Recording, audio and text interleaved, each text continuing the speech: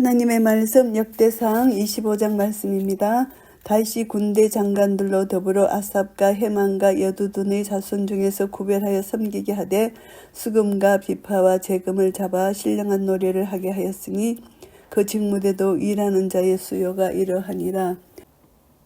다윗 왕이 4,000명의 레인 찬양대원을 제사장들과 레인의 반차에 맞춰서 24반차로 편성하는 것입니다. 이 찬양대원들은 대개 아삽, 헤만, 여두둔의 자손들이라는 특징을 지니고요. 다윗이 군대 장관들로 더불어 이 말씀은 다윗의 통치에 조력한 각 지파의 우두머리들을 가리킨다고 볼 수가 있고요. 아삽과 헤만과 여두둔의 자손 중에서 구별하여 섬기게 했다는 것은 성가대의 우두머리가 아삽, 헤만, 여두둔이고 그리고 각기 개로선 거한 머라리 가문에 속한 자들이라고 볼 수가 있고요. 다윗 왕은 이전에 여호와의 언약궤를 다윗성에 모셔온 직후에 이들에게 찬양대를 맡겨서 하나님을 찬양하게 했습니다. 그 중에 아삽의 찬양대는 예루살렘 여호와의 언약궤 앞에서 봉사했고 헤만과 여두둔의 찬양대는 기본 산당에서 봉사했고요. 수금, 비파, 재금 이것은 이제 하나님을 찬양하는 데 사용된 악기고요.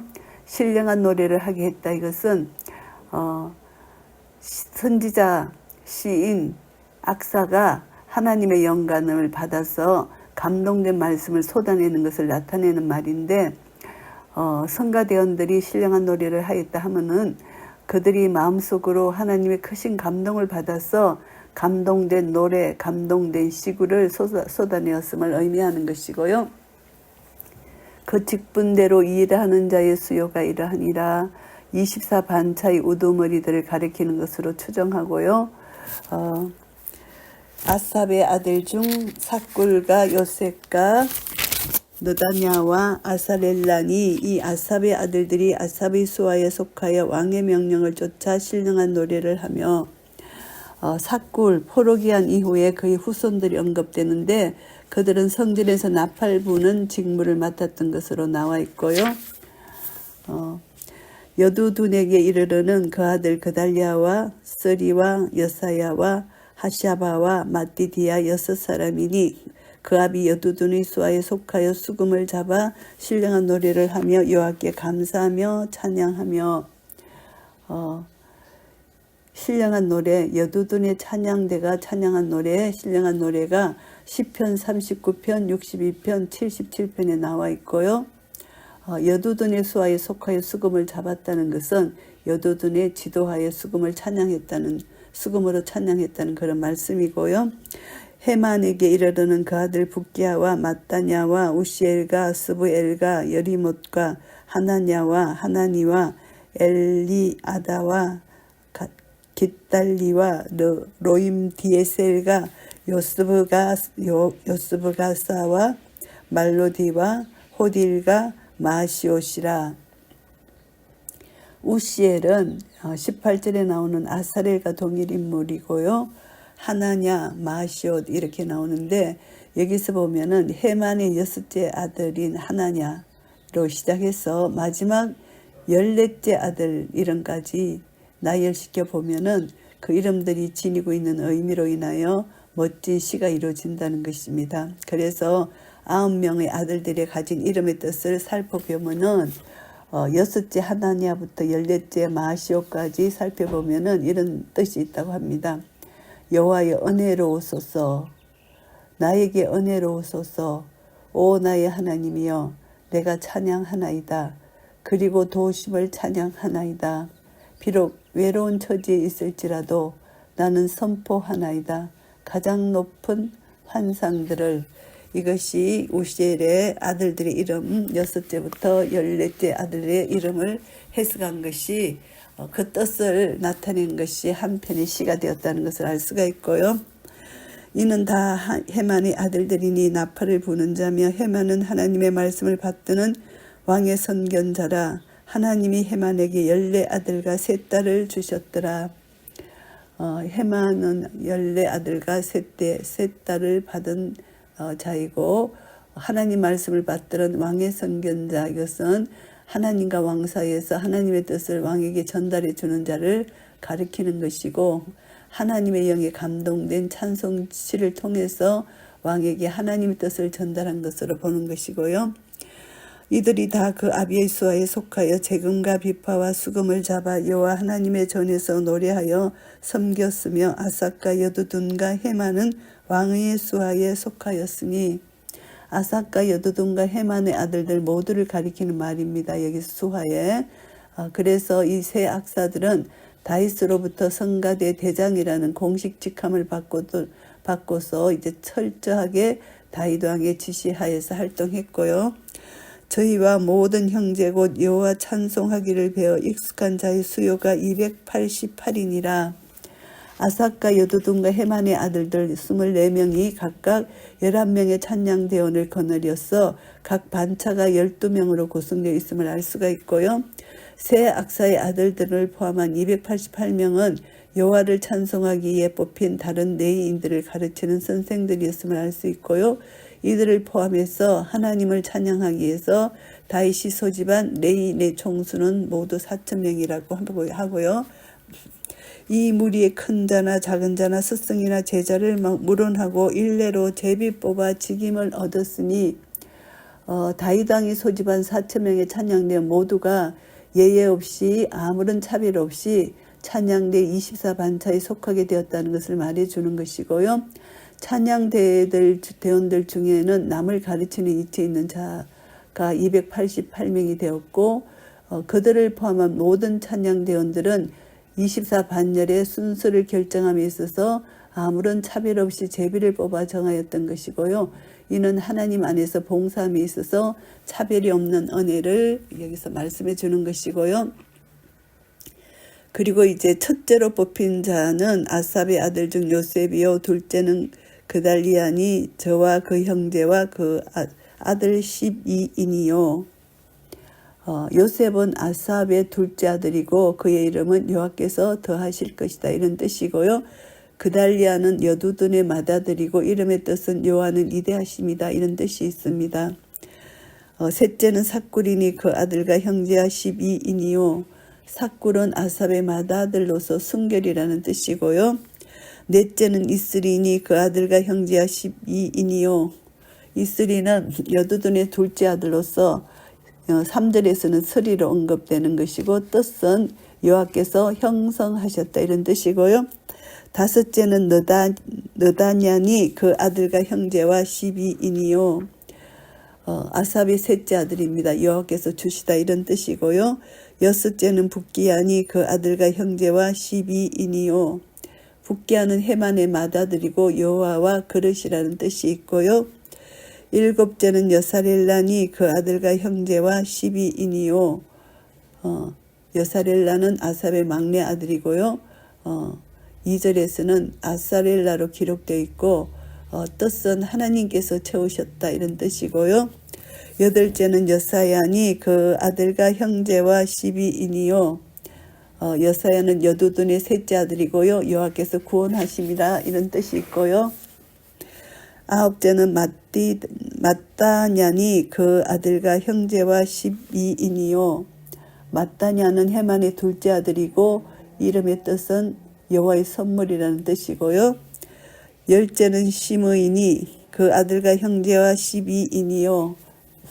시므이는 여두둔의 막내 아들이고 들어주심이라는 뜻이 있고요. 11째는 아사렐이니 그 아들과 형제와 12인이요. 아사렐은 헤만의 셋째 아들로서 하나님께서 도우심이란 뜻이 있고요. 12째는 하사비아니 그 아들과 형제와 12인이요. 하샤바는 여두둔의 넷째 아들이고 이름의 뜻은 여호와께서 생각하셨다는 뜻이고요. 13째는 수바엘이니 그 아들과 형제와 12인이요. 수바엘은 헤만의 넷째 아들이고요. 일명 서부엘로도 기록되어 있습니다. 이름의 뜻은 오 하나님 돌아오소서, 이런 뜻이고요. 14째는 마띠디아니 그 아들과 형제와 12인이요. 마띠디아는 여두둔의 다섯째 아들로서 선물이라는 뜻이고요. 15째는 여레못이니 그 아들과 형제와 12인이요. 여레못 헤만의 다섯째 아들입니다. 높은 곳들이란 이런 뜻이가 있고요. 16째는 하나냐니 그 아들과 형제와 12인이요 헤만의 6째 아들이 하나냐고요. 여호와의 은혜로우소서란 뜻이 있고요. 17째는 요스브가사니 그 아들과 형제와 12인이요 요스브가사 헤만의 11번째 아들이고요. 이름의 뜻은 하나님께서 외로운 처지에 있게 하신다 이런 뜻이고요. 18째는 하나니니 그 아들과 형제와 12인이요 하나니는 헤만의 7째 아들로서 은혜로우심 이런 뜻이 있고요. 19째는 말로디니 그 아들과 형제와 12인이요 말로디는 헤만의 12째 아들로서 그 이름은 내가 선포하나이다 뜻이고요. 20째는 엘리아다니 그 아들과 형제와 12인이요 엘리아다는 헤만의 8째 아들이고 그 이름의 뜻은 하나님은 아신다 뜻이고요. 21째는 호딜이니 그 아들과 형제와 12인이요 호딜은 헤만의 13째 아들이고 풍부함이란 뜻이고요. 22째는 깃달디니 그 아들과 형제와 12인이요 깃달디 헤만의 9째 아들로서 내가 찬양하나이다 뜻이 있고요. 23째는 마시옷이니 그 아들과 형제와 12인이요 마시옷은 헤만의 14째 아들이고 그 이름은 환상들이란 뜻입니다. 24째는 로암디에셀이니 그 아들과 형제와 12인이었더라. 로암디에셀은 헤만의 10째 아들이고요. 내가 도우심을 찬양하나이다 이런 뜻이 있다고 합니다. 역대상 25장 말씀을 정리하겠습니다. 찬양대의 24반차에 대한 것입니다. 1절부터 7절까지는 찬양대의 주요 인물들을 소개합니다. 찬양대의 24반차의 골격을 형성한 주요 인물들은 24반차를 차지한 아삽, 여두둔, 헤만의 아들들이고요. 찬양대의 조직 형태에 대해서 또 언급하고 있습니다. 찬양대 모두가 레위인들이라는 사실을 알 수가 있고요. 그 중에서 지도자적 인물들은 아삽, 여두둔, 헤만의 가문에 속한 자이고 게롯은 므라리 그아 족속에 속한 자들이라는 것을 알 수가 있고요. 그들은 철저하게 레위인들 가운데 선발된 특별한 인물들이라는 것을 알게 됩니다. 6장에서 보면은 성가대로 헌신하는 직무자의 계보를 이제 헤만, 아삽, 여두둔 중심으로 해서 그 직계조상을 추적하는 형식으로 기록되어 있습니다. 그래서 그들이 레위지파에 속한 인물들인 것을 밝히고 그렇지만 지금 이제 25장에서는 아삽, 헤만, 여두둔을 중심으로 해서 그 직계 자손들을 나타내고 있습니다. 그래서 레위지파의 족속들로 성가대를 구성했음을 강조하는 것이고요. 6장에서는 계보를 밝히는 데 주안점을 더 두었지만은 이 25장에는 24반차로 나눈 것에 대해서 강조점을 두었다 이렇게 생각할 수가 있고요. 레위의 아들 중 한 족속의 한 자손씩만을 중심으로 해서 이제 게르손은 아삽이고 그앗은 헤만이고 므라리는 여두둔 이렇게 핵심으로 해서 그 반차를 나눈 것이라고 볼 수가 있고요. 어느 한 족속에게 치우치지 아니한 공평한 행정이다 이것을 볼 수가 있습니다. 그래서 이제 앞으로 지어질 성전에서 봉사에 대해서 다윗은 충분한 고려를 했다고 평가하는 것이고요. 그래서 전체가 이스라엘 백성들 전체가 이제 성전에 참석하여 하나님께 예배드리는 거 오늘날 우리 교회에 각자에게 주어진 은사대로 이렇게 골고루 잘 분담해서 교회를 봉사하는 그런 봉사직에 임명할 때 공평한 원칙하에 임명해야 된다. 이것을 알 수가 있고요. 여기서 보면은 찬송의 직무가 구약에서 소수의 구별된 인물들에게만 맡겨졌다는 사실을 발견할 수 있습니다. 오늘날 우리들에게 주어진 찬송의 특권은 하나님께서 오직 구별된 성도에게만 주신 특별한 선물이라는 의미를 찾아볼 수 있는 것인데요. 성도들은 하나님께 예배드리기 위해서 기쁨을 표현하기 위해서 덕을 세우기 위해서 계속적으로 찬양하는 것이고 나를 구원하신 하나님의 은혜가 너무 감사해서 계속 찬양을 하는 것이 성도들의 마음입니다. 찬양대가 철저한 위계 질서에서 운영되었는데 여기서 보시면은 일반 찬양대원은 선생인 288명의 악사들의 지휘하에 있었고 288명의 악사들은 24반차 두목에 의해 운영되었고 또 24인의 두목들은 아삽과 여두둔과 헤만의 지하에 있었고 이들은 다윗 왕의 명령을 받았던 것이고 그래서 찬양대는 철저한 질서 가운데 그들의 직임을 감당했다고 볼 수가 있고요.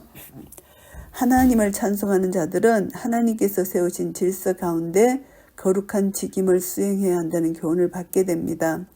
하나님은 어지러움의 하나님이 아니시고 질서의 하나님이시기 때문에 그를 찬송하는 자들은 마땅히 교회의 질서를 유지하는 가운데 봉사해야 한다는 것을 알게 되고요. 질서라는 것은 구체적으로 하나님께서 세우신 권위에 대해서 복종하는 것이고 찬양대원들은 철저하게 그들의 지도자들의 가르침에 복종하고 따라야 한다는 것을 알 수가 있습니다. 그리고 또 하나님께 드리는 찬송은 한 목소리로 하나님께 드려질 때 아름다운 화음을 만들어낼 수가 있다는 것이고 참된 찬송은 하나님께서 세우신 질서 가운데 아름답게 조화를 이루며 하나님을 찬양하는 것, 이것이 아름다운 찬양이라고 볼 수가 있고요. 8절부터 31절까지는 24반차로 결정된 직임의 순수입니다. 아삽의 4아들과 여두둔의 6아들들 그리고 헤만의 14아들들이 연합하여 반차를 구성하게 되는 내용인데요. 24반차를 모두 아삽과 여두둔과 헤만의 아들들로 구성한 이유는 그들이 소집된 레위인들 중에 가장 탁월한 악사들이기 때문이고요. 아삽, 여두둔, 헤만은 당대 최고의 악사들이었습니다. 그래서 그들은 각기 자기 아들들에게 자신들의 재능을 가르쳐 주었던 것이고 그래서 아들들은 부친의 재능을 전수받아 찬양대를 이끌 수 있는 능력자들이 될 수 있었던 것이고요. 이들에게 있어서 재능은 무엇보다도 하나님께서 그들에게 베풀어 주신 은사들입니다. 그들 또한 하나님으로부터 받은 은사를 잘 개발하였기 때문에 다른 레위인들을 이끄는 지도자들이 될 수 있었고요. 아삽과 그 형제들은 법궤를 다윗에게 옮기고 감사 제사를 드릴 때 하나님께 찬양 드리는 직무를 맡게 된 것이고요. 우리는 하나님 나라에서 하나님이 주신 은사를 선물로 받은 사람들이 하나님께 하나님이 우리에게 맡기신 사명을 잘 감당할 때 착하고 충성된 종아 잘했다. 충성해야 된다는 것입니다. 하나님이 주신 그 은사를 우리가 하나님 나라의 영광을 위하여 드릴 때 하나님은 그 은사를 또 개발시켜 주시고 그것을 통해서 하나님 나라가 확장되는 그런 역사를 이루어 주신다는 것을 알게 됩니다. 성가대원 명단 가운데 공통적으로 나타난 문구를 발견하게 되는데 그 아들과 형제와 12인이요라는 말이 나오는데요.